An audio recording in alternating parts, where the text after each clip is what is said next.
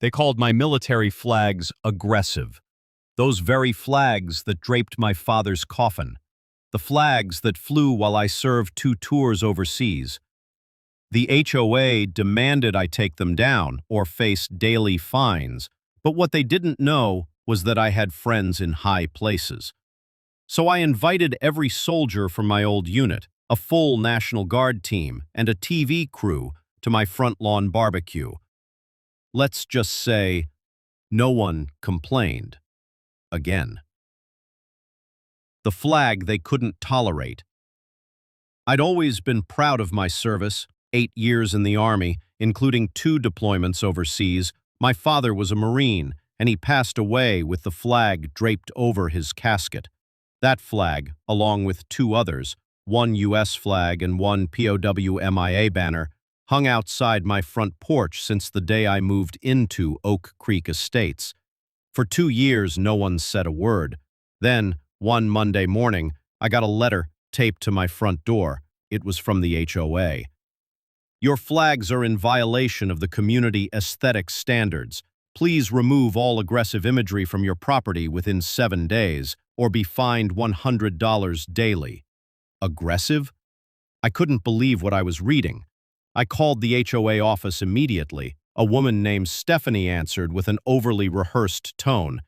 Yes, Mr. Donnelly, the board recently updated the guidelines to avoid displays that could be perceived as hostile or political.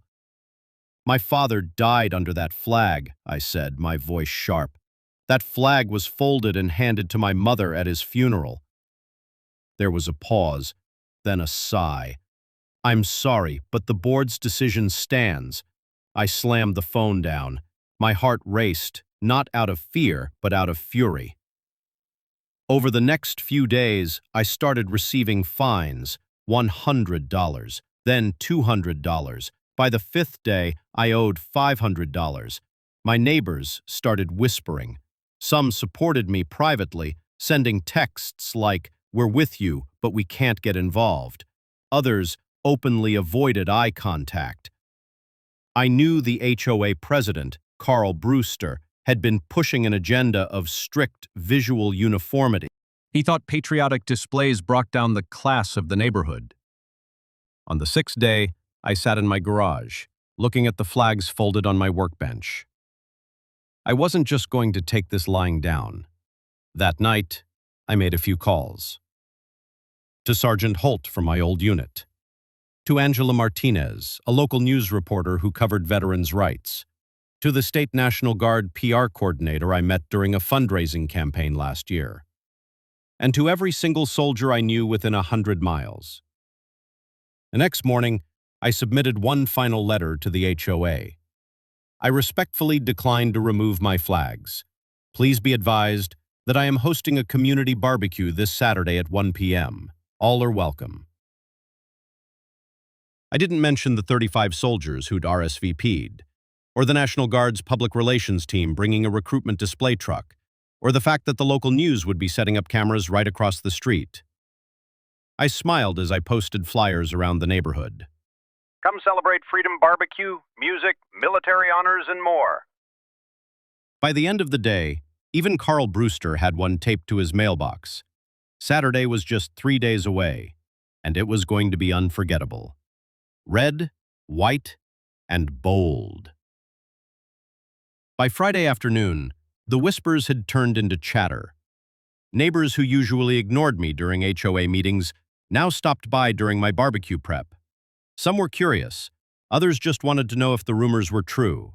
Are you really bringing in the National Guard? Asked Mr. Jensen from across the street, lowering his voice like we were talking classified operations. I just grinned. You'll have to stop by and see. The truth? The National Guard had confirmed they'd be sending a ceremonial team uniformed, polished, and fully prepared for flag protocol demonstrations. Angela Martinez, the local news anchor, texted me to confirm she and her cameraman would arrive early to capture interviews with veterans. And my old unit? They were coming in full force. We weren't there to intimidate. We were there to be seen. Saturday arrived warm and cloudless, perfect barbecue weather. By 11 a.m., my front yard was transformed. Flags flying high, picnic tables lined with food trays, coolers filled with drinks, and red, white, and blue decorations across the lawn. The first guests to arrive weren't the soldiers, they were neighbors. Retired Mrs. Allen brought a homemade peach cobbler. Tom and Lydia from 2 blocks over showed up with their kids, all wearing small American flag pins. "Couldn't miss this," Tom said. "HOA's lost their damn minds." By noon, 4 soldiers from my old unit had pulled up in their trucks. They got out in full-dress uniforms, boots polished, medals glinting in the sun. The crowd started clapping as they walked up the driveway. "Is this the house that honors its heroes?" Sergeant Holt asked loudly, smiling as he gave me a hug. "Right here," I said, my throat tight with emotion. Carl Brewster, the HOA president, was nowhere to be seen, but that didn't last long. At exactly 12:45 p.m., he strutted across the street in a navy polo and khakis, clutching a clipboard. His lips were pursed so tightly I thought they might disappear into his face. "This is not an approved gathering," he snapped. "Did you submit a request through the proper channels?" "I posted flyers. It's a private event on my lawn," I replied calmly. Angela Martinez walked over mid-conversation, camera rolling behind her. "Excuse me, are you Mr. Brewster? I'd love to get your thoughts on the community's response to the flag situation." Carl's face drained of color. "No comment," he said before backing away like he was caught in headlights. Then came the moment that sealed everything. At 1 p.m. sharp, the National Guard color team arrived. They stepped out with discipline and purpose, carrying the American flag with reverence. The crowd went silent as they made their way to the center of the lawn. A bugler played taps. Even some of the kids stopped running. I turned to the crowd. "This isn't about rebellion. It's about respect. Respect for service, for sacrifice, and for the people who made it possible for us to even live in places like this." Applause broke out. Some wiped away tears. The barbecue carried on for hours. Soldiers grilled hot dogs. Kids played with water balloons. Neighbors shook hands with veterans, asking them about their stories. By the end of the day, even those who had once sided with the HOA admitted it was the most meaningful event our neighborhood had ever seen. Carl Brewster didn't return, but the next morning a new email came from the HOA board. The board has decided to review the current regulations regarding flag displays. All fines are hereby suspended pending review. I didn't need an apology. The flags were still flying, and now the entire neighborhood stood behind them. Backlash and battle lines. By the time the next HOA board meeting rolled around, word of my defiance had spread like wildfire. Some neighbors whispered in support. Others, likely fearing HOA retaliation, avoided eye contact. But I didn't care anymore. I had nothing left to lose, and now everything to prove. At the meeting, Judy, the HOA president, cleared her throat dramatically. "Mr. Walker, we've had more complaints about the excessive military presence in your front yard." I raised an eyebrow. "You mean the flags?" She hesitated. "Yes, and the guests in uniform. It's intimidating." That was the moment I realized they weren't just offended, they were afraid. Not of violence, but of exposure, of losing control. "Well," I said calmly, "you might want to brace yourself, because next weekend's barbecue is still on, and this time it's going to be bigger." A few board members visibly squirmed. That week, my property turned into a planning ground. The local National Guard chapter, who'd caught wind of the story, offered to help. Veterans volunteered to handle food. Military families brought tents, music equipment, and lawn games. Even a few off-duty police officers showed up in solidarity. On the day of the event, my yard looked like a respectful, proud celebration of service. Flags flew, grills smoked, and laughter echoed. And right at noon, a convoy of 3 National Guard vehicles rolled down the street. Judy and her board watched from behind their blinds, stunned. Then came the press. Local news trucks parked outside. Reporters with cameras rolled live coverage of the block-wide barbecue. One veteran gave an interview right in front of my now infamous, aggressive flagpole. "We're here today," he said into the mic, "not to protest, but to celebrate. We served under these flags, and seeing a neighborhood try to silence that, it's un-American." The clip went viral. That night, I received messages from all over the country, vets, active duty service members, even Gold Star families. One message stuck with me: "Your flag gave me hope again. Thank you for standing when so many backed down." But not everyone was pleased. The HOA filed an official complaint with the city, citing unauthorized public assembly, noise violations, and, laughably, threatening aesthetics. I responded with something they weren't expecting: legal representation. Turns out I wasn't just bluffing. A nonprofit that supports veterans' rights had taken interest in my case. They connected me with an attorney specializing in HOA abuse cases. We filed a counterclaim. Our argument was simple. The HOA was violating my First Amendment rights and discriminating against patriotic expression. The city? They dismissed the HOA's complaint entirely. One councilwoman, herself a former Navy officer, publicly condemned their actions. "They should be thanking this man," she said on air, "not trying to muzzle him." The tide had officially turned. Even some of the HOA board members began resigning. Judy, however, remained determined, clinging to her role like a general who'd already lost the war but refused to admit it. In the weeks that followed, neighbors who had once been silent started coming over, bringing cookies, beer, and stories of their own run-ins with the HOA. One woman, teary-eyed, told me, "I always thought I had to follow their every rule, but you showed me I can have a voice too." I didn't set out to become a symbol, but now that I wasn't backing down. And the HOA?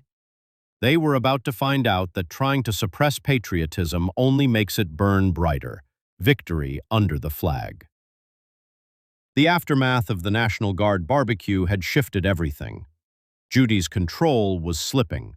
The neighborhood had tasted something rare: unity, pride, and the courage to stand against oppression, even if that oppression wore a blazer and sat behind a podium once a month.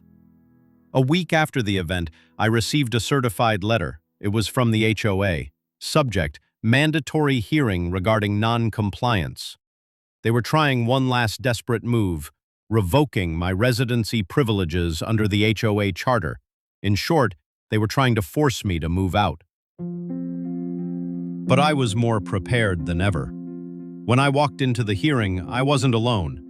On my left was my lawyer, pro bono and polished. On my right, the same councilwoman who had spoken in my defense. Behind me, 3 veterans, including my old unit commander and 2 local journalists. Judy looked like she'd seen a ghost. "Mr. Walker," she began, "your actions have caused serious disruptions to our community. You've invited media attention, military vehicles, and unauthorized gatherings. This board finds your conduct unacceptable." I stood up slowly, placing a folded document on the table.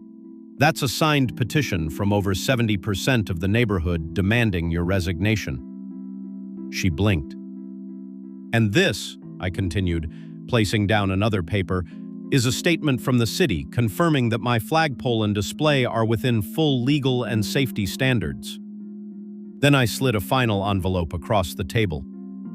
"And that is a formal lawsuit. Civil harassment, HOA overreach, and emotional distress." She didn't even open it. She just stood and walked out. The rest of the board dissolved after that. In the days that followed, neighbors approached me with a new idea. "You should run the HOA yourself." At first, I laughed, but the more I thought about it, the more it made sense. If you want to change something rotten, you start at the root.